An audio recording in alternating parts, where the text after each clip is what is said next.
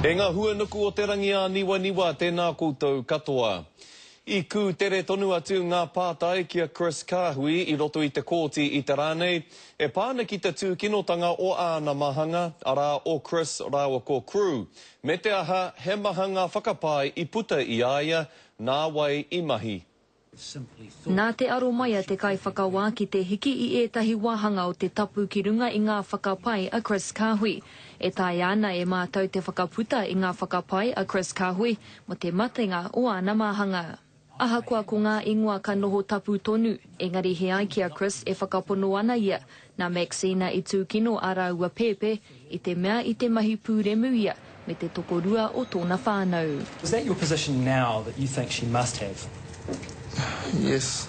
Engari he ai ki ngā roia o ngā pirihimana, he rereke ngā whakaro o Chris i roto i tana kōrero ki ngā pirihimana i te tau 2010. You changed your mind from could have to must have.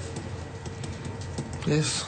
Engari i werohia e Simon Mount ngā kōrero a Chris, me tana ki mōhio tonu a Chris ki ēnei mahi pūremu, i muri tata mai i te matenga o ngā mahanga. Yeah, I heard stuff going around, yes. Of course, you didn't know whether it was true or not. Yes. It was more in the nature of rumour, really, wasn't it? Yes, it was. Hei tā te roia o ngā pirihimana ko Chris tonu kei te whakahore-hore i ana kōrero, i nā ka hore i tawhiti mai o na whakaro i tērā nā Chris ke i tūkino ana pēpē. You had hurt him. No, that's not true. You took out your annoyance on your son. No, I didn't. I te mutunga ake e hāngai ana tēnei kaupapa ki ngā kōrero a ngā mātua o ngā mahanga. Hei tā te māma nā te pāpa ngā mahanga i tūkino. Hei tā te pāpa nā te māma ke. Nō reira kei te tau patu-patu, waraua kōrero.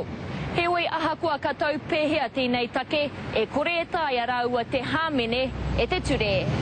Ka haere tonu ngā whakawā a te wiki e heke mai nei. Irina Smith, Te Karere.